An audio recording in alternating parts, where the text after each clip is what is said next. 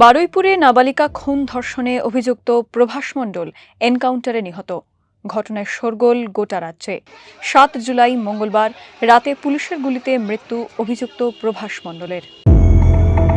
আমরা এই মুহূর্তে দাঁড়িয়ে রয়েছি সূর্যপুর স্টেশনের অদূরেই। আমরা যাচ্ছি সেই জায়গায় যেখানে প্রভাস মণ্ডলের এনকাউন্টার হয়েছিল।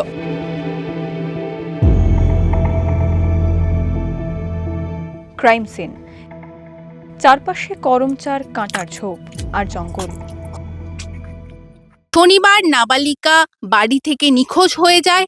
এর পরবর্তী ক্ষেত্রে কিভাবে তাকে খুন করা হয় সেই ঘটনাটির পুনর্নির্মাণের জন্য এখানে অন্যতম অভিযুক্ত প্রভাস মণ্ডলকে নিয়ে আসা হয়। নাবালিকার সাথে ঠিক কী ঘটেছিল তার মৃত্যুর আগে সেই ঘটনাটির পুঙ্খানুপুঙ্খ বিবরণ চেয়েছিলেন তদন্তকারীরা।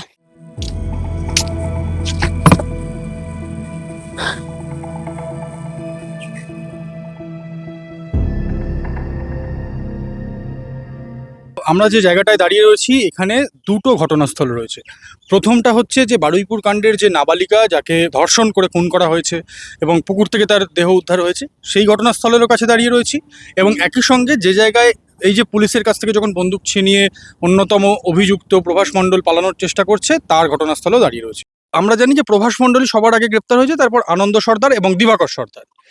প্রভাস মণ্ডলের কাছ থেকে আমরা যতটুকুনি সোশ্যাল মিডিয়া বা বিভিন্ন জায়গা থেকে প্রাপ্ত ভিডিও তাতে দেখেছি যে প্রভাস মণ্ডল গোটা ঘটনাটি বলতে পারছে যে কোথায় কি হয়েছে, কোন অপরাধটা হয়েছে। সর্বত্র এই প্রভাস মণ্ডলকে দেখা গেছে সিসিটিভি ফুটেজ সহ বিভিন্ন জায়গায়। একদম, বাচ্চাটিকে যখন সূর্যপুর বাজার থেকে নিয়ে যাওয়ার যে ফুটেজ আমরা দেখেছি সেখানেও তাকেই দেখা গিয়েছে।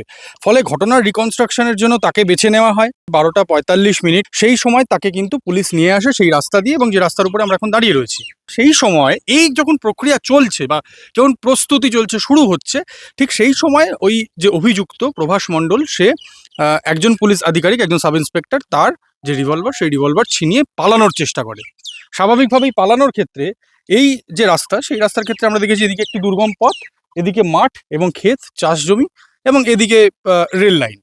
তো সেক্ষেত্রে একদম ফাঁকা মাঠের মাঝখান দিয়ে সে দৌড়ানো শুরু করে, এবং দৌড়ে যখন যায় পুলিশ তো প্রথমে তাকে বাধা দেওয়ার চেষ্টা করে, এবং যখন তাকে বাধা দেওয়ার চেষ্টা করে সে যে রিভলভার ছিনিয়ে নিয়েছিল যেমনটা পুলিশ দাবি করছে যে সেখান থেকে সে 1 রাউন্ড গুলি চালায়। যখন পুলিশের কাছ থেকে বন্দুক ছিনিয়ে নিয়ে সে পালাচ্ছে, 1 রাউন্ড গুলি করছে, তখন পুলিশ আত্মরক্ষার্থে গুলি চালাতে বাধ্য হয়। এই যে ঘেরা রয়েছে এই অংশটির মধ্যেই কিন্তু সেই ঘটনাস্থল যেখান থেকে কিন্তু ওই প্রভাস মণ্ডলের তাকে আশঙ্কাজনক অবস্থায় উদ্ধার করে এখান থেকে বারুইপুর হাসপাতালে নিয়ে যাওয়া হয়, এবং সেখানে চিকিৎসকরা মৃত বলে ঘোষণা করেন।